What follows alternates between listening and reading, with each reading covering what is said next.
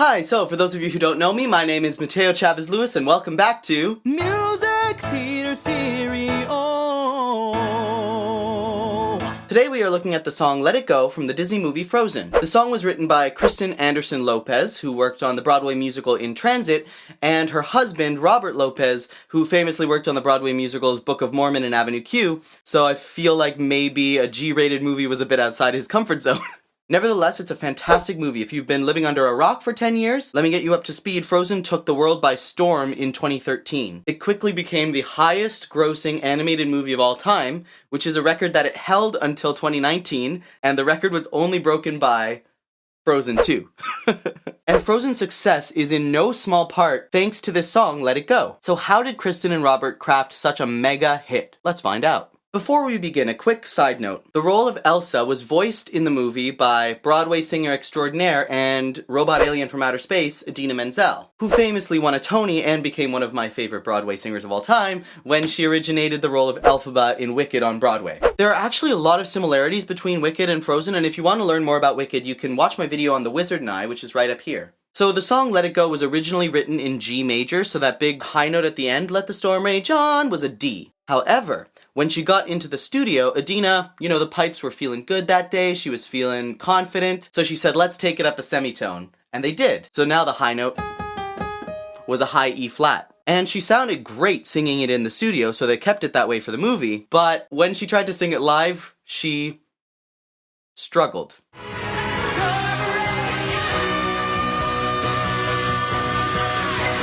I love Idina so much, but woof. Fortunately, the team learned their lesson, and for Idina Menzel's world tour, where she sang the song as an encore, as well as the Broadway musical adaptation of Frozen, they put the song in G major, so that those poor performers had a hope in hell of getting through the song 8 times a week without giving themselves notes. So I'm going to analyze the song in A flat major because I'm pretentious and a purist, but I just wanted to kind of flag that before we got started. The song starts like this.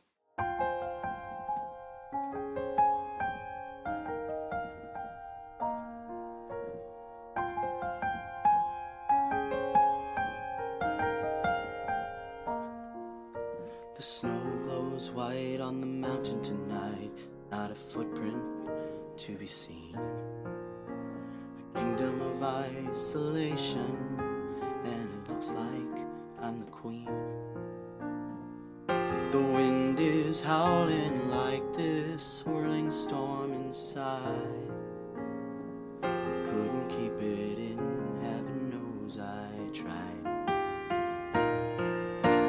And then we change keys. Something you'll realize about this song is it changes keys a lot, which is surprising, that it's such a big hit because usually key changes don't connect with a mass audience. Non-music theater people tend to like when their songs stay in one key so that they can follow the melody without, super advanced music theory training. But the reason that our friends Kristen and Robert were able to get away with all of these key changes is because of the relationship between the keys. Let me show you what I mean. So the song starts in A flat major, but here it transposes to E flat major. You'll notice that A flat major has 4 flats in its key signature, B, E, A, and D, and E flat major has 3 flats in its key signature, B, E, and A. So the only difference between these two keys is that pesky little D flat. A flat major has a D flat in it, E flat does not, it's a D natural. And because these two key signatures are so similar, even though they're a full perfect fifth apart, which is almost as far apart as two keys can possibly be, because they share all their notes except for that one note difference, it's really easy to switch between the two of them. All you have to do is play a D natural, and suddenly we feel like we're in E flat. Or you can play a D flat, and suddenly we feel like we're in A flat, with just one note. And so that's exactly what happens here. Couldn't keep it in, heaven knows I've tried. D natural, and then here we are in E flat major. Don't let them in, E flat major. Don't let them in, don't let them see. Be the good girl you always have to be. Conceal, don't feel, don't let them know. Well, now they know. And here, we transition back to A flat major, leaving E flat through the same door we came in. All we have to do is play a D flat. There's that D flat. And because that's the only difference between the two keys, boom, the audience feels like we're in A flat right away. And here we have the chorus. Let it go, let it go, can't hold it back anymore. Let it go, let it go, turn away and slam the door. So this chorus is a big part of the reason that the song was so popular. It has this really strong repeated hook that you can remember after one listen. Let it go, let it go. It's repetitive, it's catchy, it's easy to remember. Brilliant. It also uses a very familiar chord progression. So this is actually the Axis of Awesome chord progression. If you don't know the video I'm referencing, you can check it out. I'm putting a link in the description. So yes, the verse has been kind of tumultuous, like a storm changing keys left and right, A flat major, E flat major. But that's okay, because now we get into the chorus. And the chorus is catchy, repetitive, uses a familiar chord progression, gives casual listeners a lot to latch onto that they recognize. So the casual listeners aren't feeling alienated because the chorus draws them in. I don't care what they're going to say, let the storm rage on. Listen to how dramatic that chord is. Let the storm rage on.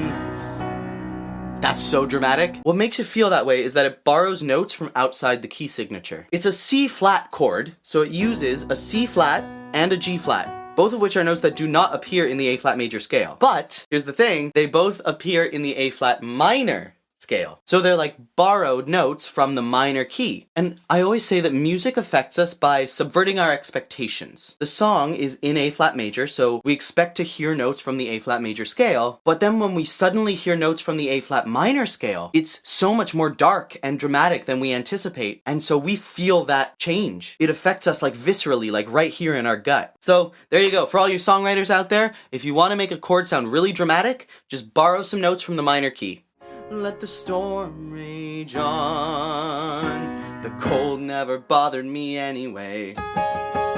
So now we move on to the second verse. The second verse is basically the same as the first verse. It changes keys in the exact same way, which is great because the more times you hear the same thing, the more you're able to understand it. Even though it's a really kind of complicated key change, like I explained before, like it goes from A flat to E flat, which are a perfect fifth apart. But because we've now heard it a couple times, it's becoming more second nature to us. We're not as thrown off by it. So the repetition is really helpful in that way. But the difference between the first verse and the second verse is that the first verse had this like flowing, tinkly accompaniment, like snow falling on the mountain, you know?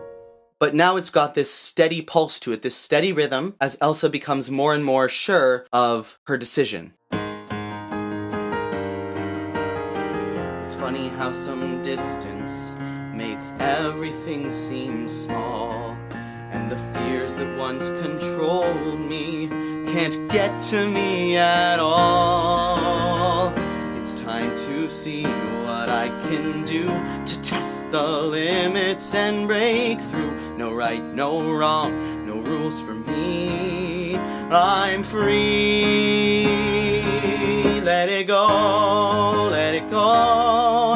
I'm one with the wind and sky. Let it go, let it go. You'll never see me cry. Here I stand, and here I'll stay. Let the storm rage on.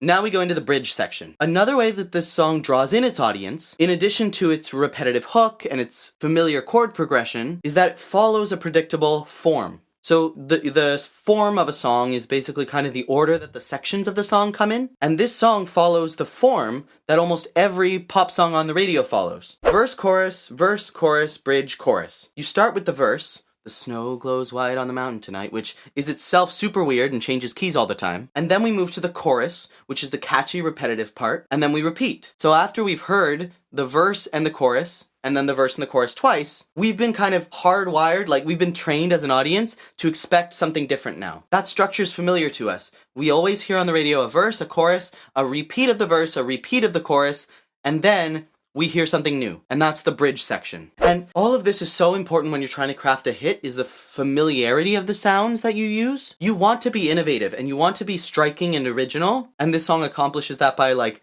I said, changing keys all the time, using the music to evoke the sound of like the snow on the mountain. But when you're being innovative and when you're being creative, you still don't want to alienate your audience. You want to give them things they recognize that they can latch onto, that they can connect to right away, and then you subvert their expectations. I can't stress that enough. You have to draw them in the first place. And that's why it's so important to give them things they recognize. So here we are, onto the bridge, totally new section. We haven't heard any music like this so far in the song. My power flurries through the air into the ground. My soul is spiraling in frozen fractals all around. And one thought crystallizes like an icy blast. I'm never going back. The past is in the past. Big finish! Let it go, and I'll rise like the break of dawn. Let it go,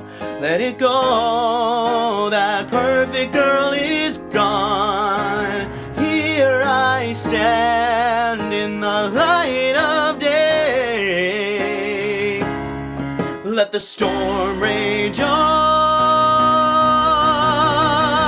Cold never bothered me anyway. 10 years later, and that ending still gives me chills. No pun intended. That ending there, I just want to point out something super quickly about the ending. It ends with this F. That F on the piano, which usually songs will end on the tonic, or the note that the key signature is based off of. So in A flat major, the tonic is A flat. So they'll usually, a song in A flat major will usually end on an A flat. That feels very final, you know? And if not the tonic, at least you'll probably want to end on a note from the tonic chord. So if your song is in the key of A flat major, you'll probably want to end on a note from the A flat major chord, so either an A flat, C, or E flat, like this. Ending on that C, that also feels a little bit final. But this song doesn't do any of that. This song ends on an F, which is completely unrelated from A flat major. It is actually more closely related, obviously, to F minor. So it ends on this note that kind of evokes the relative minor of A flat major, which is F minor. So it doesn't end feeling resolved and final, it ends feeling minor and haunting. Elsa's made this discovery, she's made this big decision. Maybe it's not all going to go well. It compels us to keep watching the movie and see what happens next. And there you go, that's a bit about Let It Go, the song that made Frozen the most successful animated movie franchise of all time. If you like this video, make sure you subscribe because I've got new videos coming out every single Saturday. And if you want to support the channel, you can do so over at my Patreon, link in the description. All my patrons get early access to my YouTube videos, polls to help me decide what songs I should analyze next, and a whole bunch more really cool perks, so I really suggest you check it out. The link is in the description right below this video. Thank you all so much for watching. Once again, my name is Mateo Chavez Lewis, and this has been Music Theater Theory. Oh.